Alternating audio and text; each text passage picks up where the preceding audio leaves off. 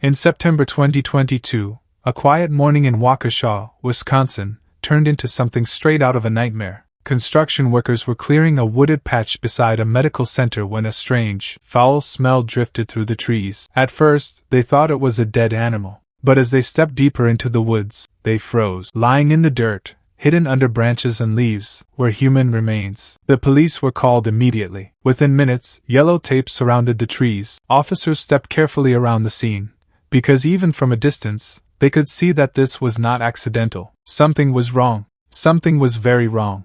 The body belonged to 44-year-old Stephanie Pavlins, and the mystery surrounding her death would become one of the strangest cases the town had ever seen. Stephanie was a mother. She had a 19-year-old daughter named Isla, who had been texting and calling her for weeks with no response. Stephanie also stayed in touch with her parents, yet none of them had officially reported her missing. They all assumed she was busy, out of town, or needed space. No one knew she was already gone. Stephanie's body was found fully clothed, wearing dark jeans, white shoes, and a loose black t-shirt. Two things were found near her vape, and a clean, unused scalpel. No purse, no phone, no wallet, nothing else. The medical examiner could not determine the cause of death. By the time the body was found, decomposition had erased nearly every clue. There were no stab wounds, no broken bones, no obvious trauma.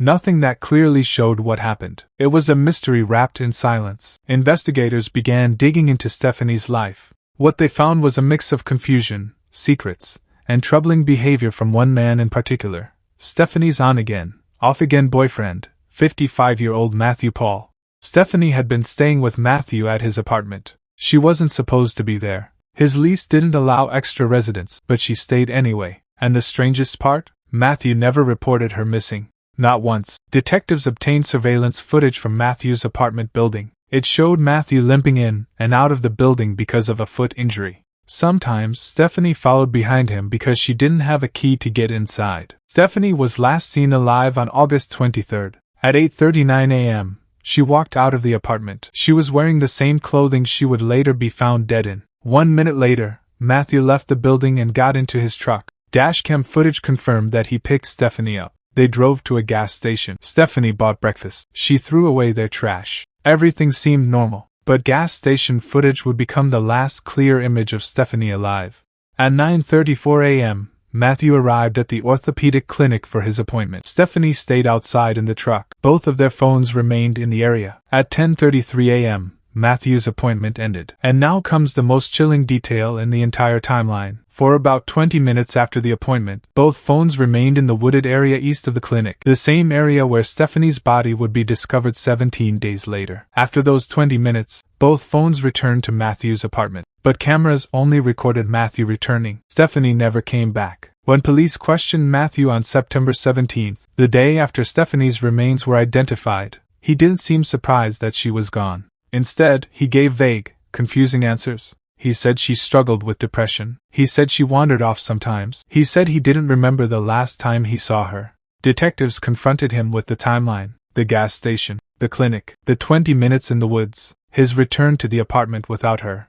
But Matthew's responses changed from denial, to confusion, to silence. He claimed she must have walked away while he was inside the clinic. He claimed he didn't think anything was wrong. He claimed she disappeared sometimes. But if that were true, why didn't he ever call police? Why didn't he call her family? Why didn't he look for her? And why were both phones together in the woods? Detectives left the interview with more questions than answers. Meanwhile, Stephanie's family was devastated. Isla, her daughter, said she tried calling her mother many times. She said her mother never ignored her like this. She knew something was wrong, but she didn't know what to do. Stephanie's parents told detectives that Stephanie and Matthew had a rocky relationship. They said Stephanie had been struggling mentally but was trying to improve her life. They also said Matthew had been controlling and difficult, but none of it explained how she ended up dead in a wooded area. Over the next few weeks, investigators searched through phone records, surveillance videos, and witness statements. They interviewed neighbors, friends, coworkers, and medical staff at the clinic. But every time the story came full circle, it always led back to the same person, Matthew Paul. He was the last person seen with Stephanie. He was the last person to speak to her. He was the only person who knew where she was that day. And he was the only one who came back without her. Still, there was a problem. A major problem. There was no cause of death. Without knowing how she died, police couldn't prove murder. They had suspicions. They had a strong timeline. They had strange behavior from Matthew, but no physical evidence. The case slowed down.